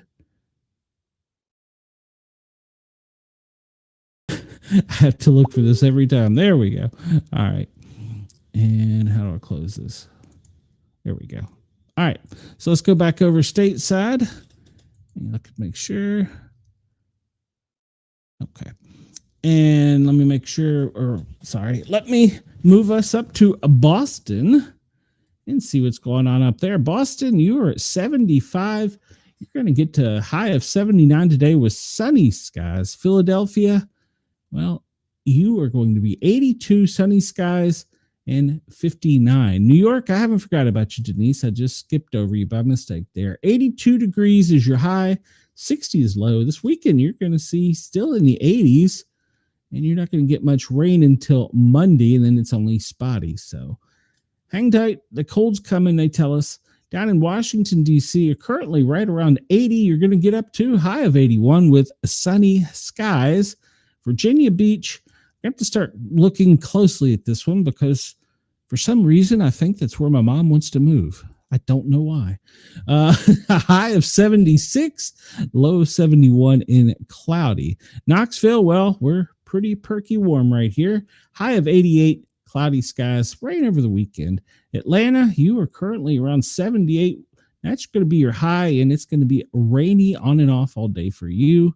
Tallahassee, 90 right now, and that's your high with rainy skies. Tampa, well, Tampa, your high today is going to be 87. You're almost there with rainy skies. Back over in Orlando, well, you're right at your high today of 87. Cloudy skies, rainy skies for you. Down in Key West, well, down there where I wish I was, it's only going to be 87 and sunny. And back over in where are we at? Pensacola. Got to call Pensacola. High of 86, rainy and low in the low 70s. And it looks like it's going to be a rainy weekend for them. Mobile, you're looking at about 85 degrees and rainy skies. Tomorrow's going to be partly cloudy, and you're going to warm up to 90. Right now, the warmest spot on the map appears to go to, well, it's a tie between Vegas and Phoenix. at 105. And so Las Vegas, well, your high today is going to be 108, partly cloudy. Phoenix, what's your high today going to be? 110. Triple digits all the way through Tuesday of next week in Phoenix. I take a hard pass on that. In LA, you're going to get to 95 sunny skies. You go up to Redding, got family in Redding, and it's going to be 103. Nope, hard pass. Eugene, Oregon, 95 sunny skies today. And we get up to Seattle, and we see that they're going to be a comfortable 81 with nice sunny skies. Chris, I missed the middle of the country. Let me go back here. Chicago, well, Chris, today it's going to be a high of almost 80, cloudy skies. And over the weekend, you're going to have cloudy skies with the high about the same. Doesn't look like there's any precipitation in your forecast for the next couple days. And let's see, Memphis. Well, Memphis, 88 and a low of 69. No, 69. My bifocals aren't working. And it looks like it's going to be a sunny weekend in Memphis. And I think that pretty much got it. How am I doing on time? I got about 15 minutes. So we're doing okay. We're doing okay. We talked about the heat risk. Well, here is the National Weather Service heat advisory map. And we see pretty much from the Rockies west, it's orange and red, pretty nasty. So Florida, all the way up around the Gulf and the Panhandle, even over to Houston, you're code orange. Code orange is moderate. That means that if you're sensitive to the heat, please make sure you have proper hydration. If you're out in the sun, sunscreen, and try and take breaks. If you're in the code red areas, well, stay in. Don't go out. We look at the AI Earth, and we look at the winds, and we can see Erin churning out there. She is still pretty tightly wound. She had a lot of energy. The only problem, the reason that she didn't affect us as bad as she did was, one, thanks to the dust, and two, she couldn't contain her energy across the extended area that she has. So, and luckily, even with, we talked about the 3D, she didn't spin off anything off to her west as far as tornadic activity. So it wasn't a very bad storm. It was a close call. There was some flooding and there was some houses damaged, but it could have been far worse as at one point in time, she was a very powerful storm. So we look throughout once again, Denise, there's just not much wind moving from the Rockies back east. And what is moving is very little to the west. It's just briefly coming down out of Canada. So yeah, it's a pretty non-eventful windy day. Chris says, high energy Erin, better than low energy Jeb. But speaking of Jeb, I read somewhere that there's another Bush that's, I think he's up in Boston or somewhere. He's going to run for governor, senator, Congress. I'm like, didn't we get enough of them already? We don't need dynasties or monarchies or any of that crap. Totally went too far there. All right, I'm tired. 14:47 is our current time. East Coast time is 2:47. Yeah, exactly. Please, I'm pretty sure it was like one of the grandkids. I think it was Jeb's grandkid. Well, Jeb was the Florida governor, I think, right? I think it's his grandkids doing something up in Boston or somewhere up in Mass up in there. And like, please go away. We've had enough of you. So Australia, looking at you, it looks like most of your wind is off to the right there. And it doesn't look like much is going to be coming in on the East Coast. Maybe slightly breezy as you go across, but what winds you do have will be moving to the northwest, and it doesn't look too windy at all. All right, let's see what else we got here. And what are we at? Oh, this is our air quality alerts. I looked at this earlier, and there was that one out in Oregon that just was already red, or was it California? Well, we'll see in a minute when it draws it, because it is updating. And it is, wow, okay, so looks like down here in Arizona, around Lake Havasu, is that right? Lake Havasu City, wow, it is past purple, and it has went straight into hazardous. So looks like they're in Arizona, the Vegas tip, right around there where the aliens are. It's at code purple, so the air quality there is horrible at the moment. Over on the West Coast, going all the way up from LA through Stockton, Sacramento, and then back over into Oregon, Bend down to Medford. That's the Rogue Valley right there. Yeah, it's a lot of wineries in there, and it's a code yellow as far as air quality. And we see up here there's a code orange. That's code orange and red, and that is in, where is this? I'm going to zoom out because it's too far in. It's east of Spokane and west of Missoula and north of Boise. So Boise and that little triangle there, it's a code yellow with an orange and red in the center. And then right there in the Rockies in the Wind River area, right to the west of east of Jackson, west of Lander, code red. Now imagining that's probably from a fire, if I had to guess. Probably what the one down there in Arizona is. There are either that or an alien crashed, one or the other. So there's the air quality. Oh, yeah, it doesn't give us for the rest. We'll have to go to the other one here. Let's look at the fires real quick. And man, I'm just every time I look at this map and I see Canada, I'm mesmerized about the number of fires they have burning in Canada. But we do have a large amount of fires burning to the west of the Rockies. But wow, that just mesmerizes me by the number of fires in California. Looks like we've got one down 3 Beach in Texas, and that's 423 acres. Where's this one? Backbone. We've talked about that one. That's 2,409 acres. This one down here in Homestead at mile marker 30 is now 19,200 acres. Those are the only ones east of the Rockies. Little dots there, they indicate possible fires. They've been picked up by satellite imagery. And they could be anything from a small brush fire to something as simple as a house fire or just a small fire. Yeah, see, like that one. That one's, yeah, it just told you it was visible on satellite. So it could be a fire. It could be a house fire. These little dots don't necessarily indicate a fire. Let's see if we can see what the smoke's doing today, because that's probably why that the map is, or this air quality is so bad there. Yeah. Yeah. Well, no, that's to the east of it. The fires were over, the condition was over here to the west. So this is to the east of it. But yeah, once again, it looks like we just don't have the air moving around to move the smoke out, and we don't have it, luckily, to bring it down from Canada either. So that's a good thing. We'll take the break. Let's look at the world IQ air quality. And we see, hold on, I got to take that off. We won't be able to see anything.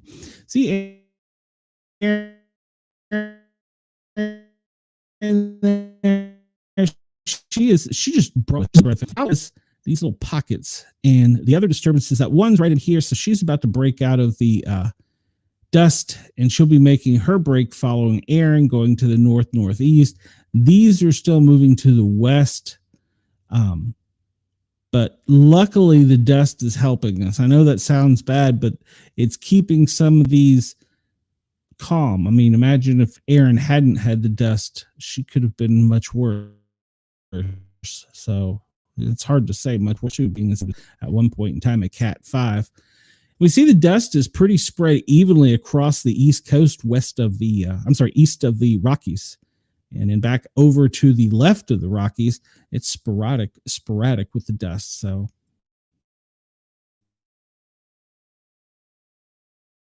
there you go. It's coming off and hopefully help cool the air and keep those storms down. Drop down to Australia, and well, looks like most of your area is along the push to the northwest.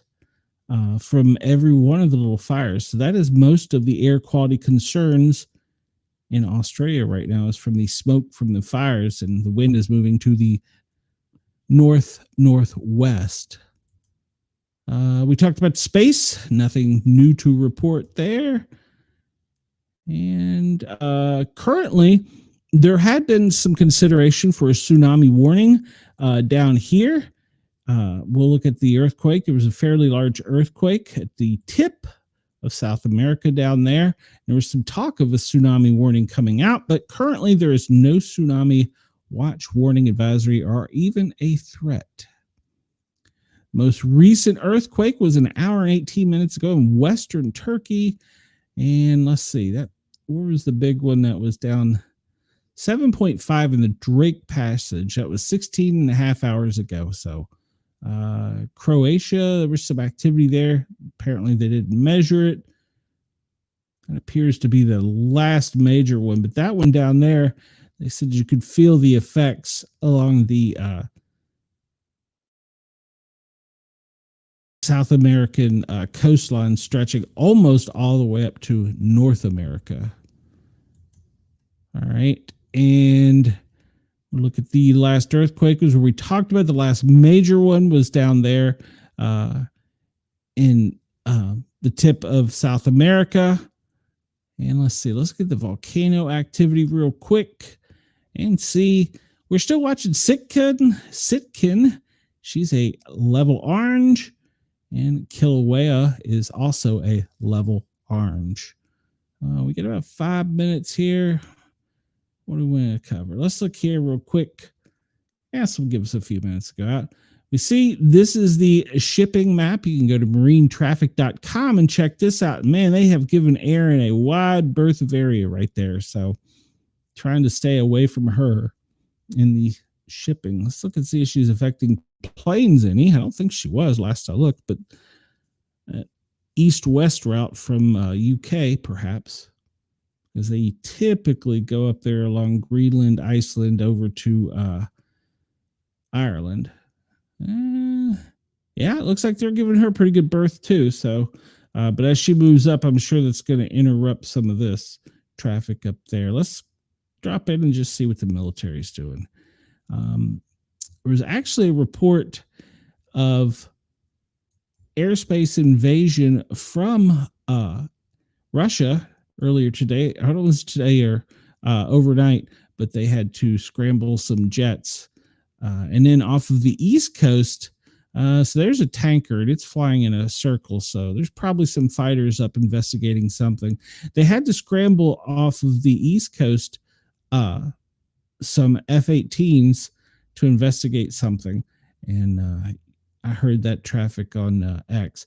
All right, well, they're not telling you what kind of aircraft this is, but it's going down from Anchorage. Looks like it's headed to Seattle. So we don't know what kind of aircraft it is. They don't want us to know. And C-17, that's just moving stuff for training. And once again, here we have the P-8s.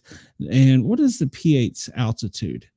It's only at about 30,000, and it's ironically got another P-8 beside it. And so they're flying in formation. They're listening for something. When you see them out, they're listening for something. So keep an eye on that. There's a tanker, and it's running a route from Sacramento down to LA. So there's some fighters off of that. And that's just a transport. All this activity down here is probably training. A lot of training down here in the Gulf of America. Like these are trainer flights up here that you see. But you see all this activity. Most of these are Blackhawks. It's where they train down there. And let's see here.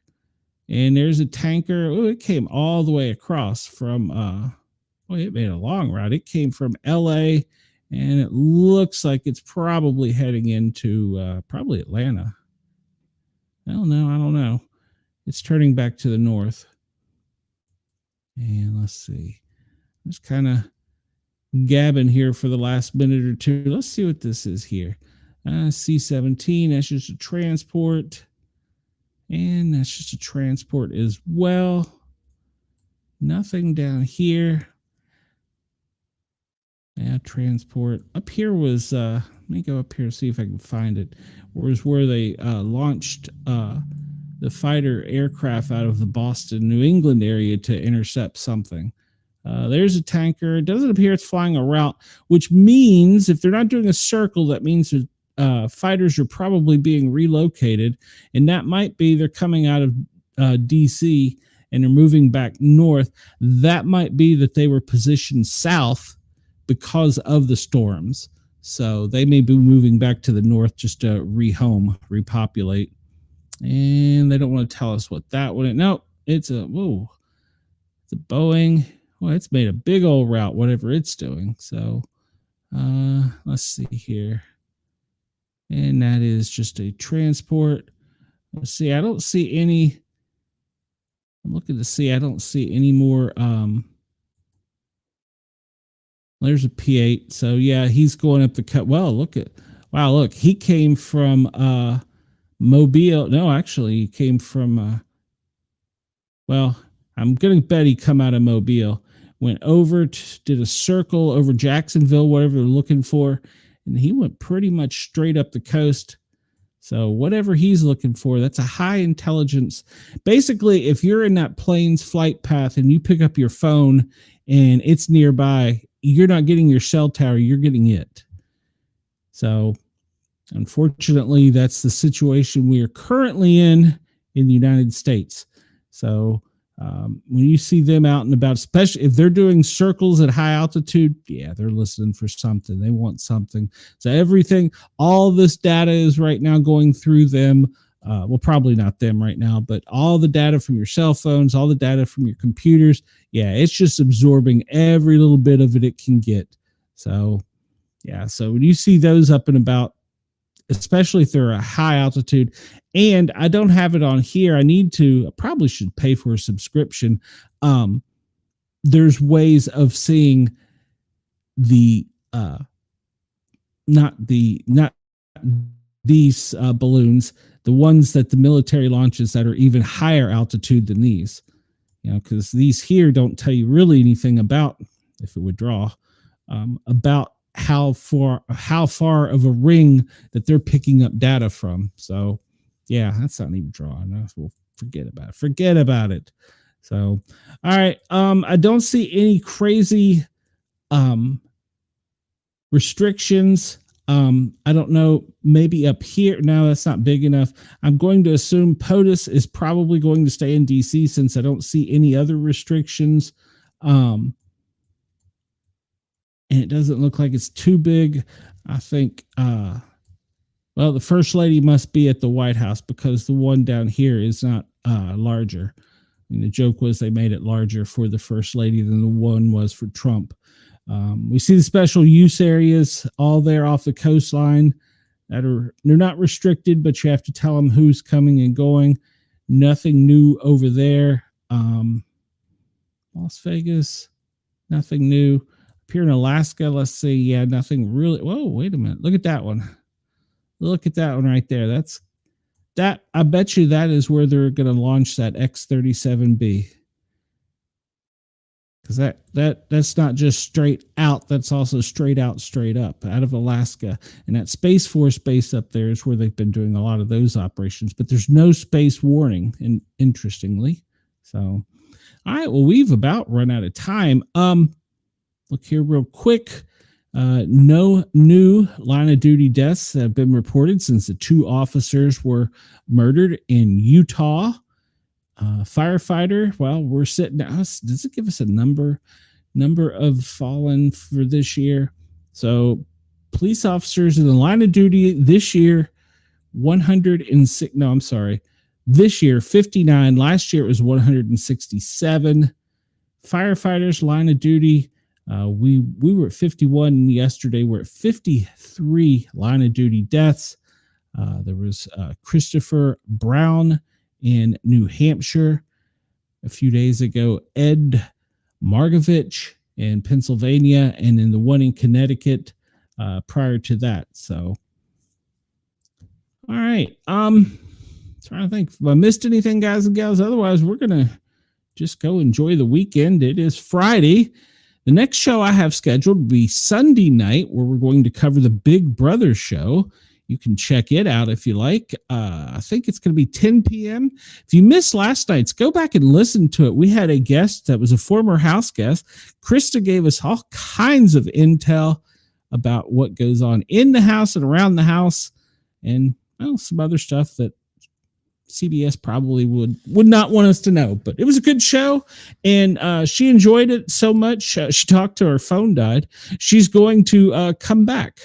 So we're going to have her on again, and we're going to try and get her ride or die to come on with her. So Denise, thank you. Chris, you have a great weekend. Everybody have a great weekend. KG, if you're still listening, Chris, have a great weekend. I want to thank everybody at Yerg's Radio for allowing us to tickle your ears, as well as Radio X and Dare Media for allowing us to tickle your ears overnight. Everybody have a great weekend. I'm going to go pick up Hellhound and find some lunch. Everybody have a great day. I will talk to you soon. Until then, Sportcat, well, I'm getting the hell out of here.